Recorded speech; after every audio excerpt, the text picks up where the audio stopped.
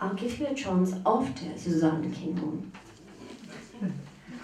She's up next. She was born in Berlin, but she moved here when she was 1 year old with her family. And she's been living in Swakopmund for 30 years. She got married here. Her husband passed away last year. She has 2 sons. We play cello, but she's much better than me. She plays for Trio Feminale for more than 20 years.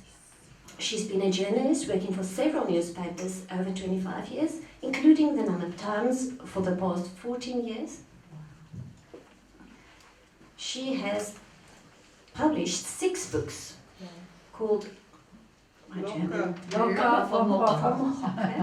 volumes 1 to 6. The last one was published in December. She's going to read 2 poems. The one is How Beastly the Bourgeois Is. And the other one is in German again, so I'll try. She will try. Okay, just in case.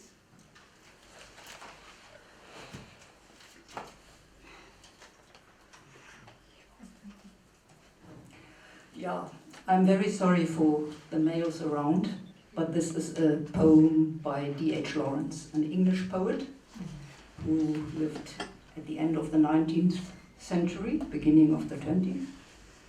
I don't know why I chose this poem, because of my strong German accent, but you must bear with it. I just love it. It's a bit not about love and dove and heart and soul, but I think D.H. Lawrence was a very critical person about society, and I love just his spitting. And yeah. How beastly the bourgeois is, especially the male of the species. Presentable, eminently presentable. Shall I make you a present of him? Isn't he handsome? Isn't he healthy? Isn't he a fine specimen? Doesn't he look the fresh, clean Englishman outside? Ah! Isn't it God's own image tramping his 30 miles a day after partridges or a little rubber ball? Wouldn't you like to be like that, well off and quite the thing? Oh, but wait. Let him meet a new emotion.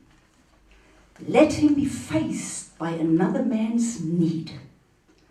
Let him come home to a bit of moral difficulty. Let life face him with a new demand on his understanding. And then watch him go soggy, like a wet meringue. Watch him turn into a mess, either a fool or a bully. Just watch the display of him, confronted by a new demand on his intelligence, a new life demand. How beastly the bourgeois is, especially the male of the species. Nicely groomed like a mushroom, standing there so sleek and erect and eyable, and like a fungus living on the remains of bygone life, sucking his life out of the dead leaves of greater life than his own. And even so, he's stale. He's been there too long. Touch him, and you find he's all gone inside, just like an old mushroom, all wormy inside and hollow under a smooth skin and an upright appearance, full of seething, wormy, hollow feelings. Rather nasty. How beastly the bourgeois. Standing in their thousands, these appearances, in damp England. What a pity they can't be kicked over like sickening toadstools and left to melt back swiftly into the soil of England.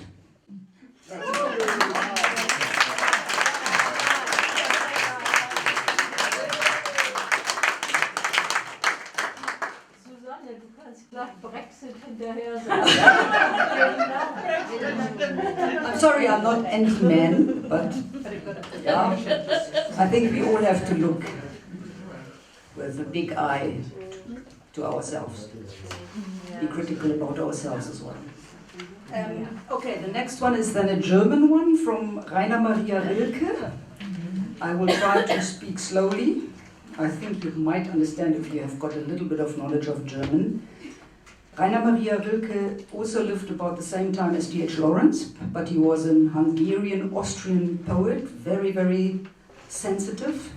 They say some people say he was the most lyrical German poet. This is also critique on society and a certain thing, if you listen carefully. If you don't understand, I can explain afterwards in one sentence. Ich fürchte mich so vor der Menschen Wort. Sie sprechen alles so deutlich aus. Und dieses heißt Hund und jenes heißt Haus. Und dies ist Beginn und das Ende ist dort. Mich bangt auch ihr Sinn, ihr Spiel mit dem Spott. Sie wissen alles, was wird und was war. Kein Berg ist ihnen mehr wunderbar. Ihr Garten und Gut grenzt gerade an Gott. Ich will immer warnen und wehren, bleibt fern. Die Dinge singen höre ich so gern. Ihr rührt sie an. Sie sind starr und stumm. Ihr bringt mir alle die Dinge um. That's Rilke. You understand? Yeah. It's about words, when we have to be very careful with words. Lots of people use words. Think of Facebook and all this. You've quickly got a word ready, a comment ready. But do we really think about it? Are we sensitive? Do we really take care of what we are saying and writing? Okay, thank you very much.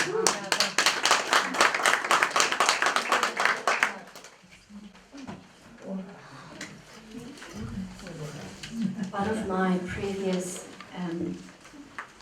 learners are in the audience, and he will remember that I once said Afrikaans is like pop music, and Dutch is like rock music, and German is like heavy metal. I try to learn German, but I can't, my muscles can't do the sounds. Susann, you're going to read an Afrikaans poem too. I just turned the page and saw it. Is that true? I just said so if you don't have enough other people. It's lovely because it's empty from back here. Okay,